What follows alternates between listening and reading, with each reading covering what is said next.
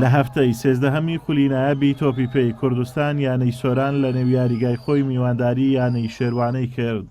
لە گێمی یەکەمی یاریەکە هەردوو یانە هەوڵیان دەدا گۆڵ تۆمار بکەن تا خولەکی 45 یاریزان سەنگەر حەسەن گۆڵی یەکەم و پێشکەوتنی بۆ یانەی سۆران تۆمار کرد.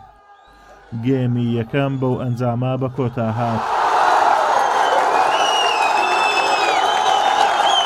لە گێمی دووەمی یاریەکە یاریزانانی شێروانە ویستیان ئەنجامی یاریەکە یەکسان بکەنەوە و چەندین جار هەوڵیان داو نزیک بوون لە تۆمارکردنەوەی گۆڵ، بەڵام هەوڵەکانیان بێ ئەنجام بوو.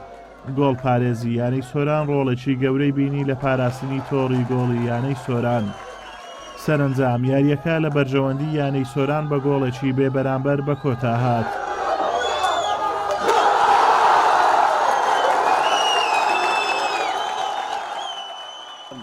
بەخێر بێن طبعاً ئەوڕۆکە برنەوەکە زۆر گرنگ بووە تیپەکەم پاش ئەو دوو دۆڕانێکە لە یاریەکان ڕابردوو توش بووین پێویستمە برنەوەکە بوو ناکرات چیتر ناو یاریگای خۆمان خاڵ لە دەست بدەین.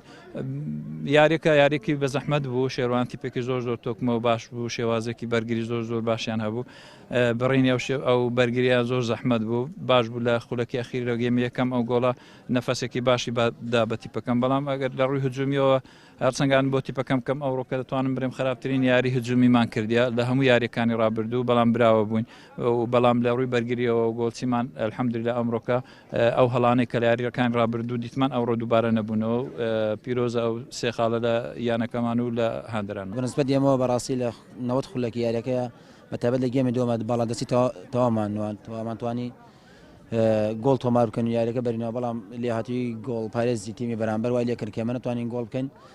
بەرحاڵ بەداخەوە ئاسێکی باش بەڵام بێ ئەنجام و لە هەمان کاتە یاری ئەمڕۆمە لەگەڵ یانەی سۆرانە من تقریبان بڵێن 4 یاریزانانی سەرێکی تیپەکەم نیوەی پێکاتەکەمان لە پێکاتەکە نەبووە بەهۆی کارتە ڕەنگاڕەنکان و ئیسابەکانەوە، بەڵام سەر ڕایەوەش ئەلحەمدولیلایەکی باشمان ئەنجامدا. ترمە تۆپێنە زۆر جار ئاستی باش بەڵام بەداخەوە ئەنجامی لەگەڵانیە. بەم سەرکەوتنە یانەی سۆران بووە خاوەنی 14 خاڵ و شێروانەش خاوەنی 11 خاڵە.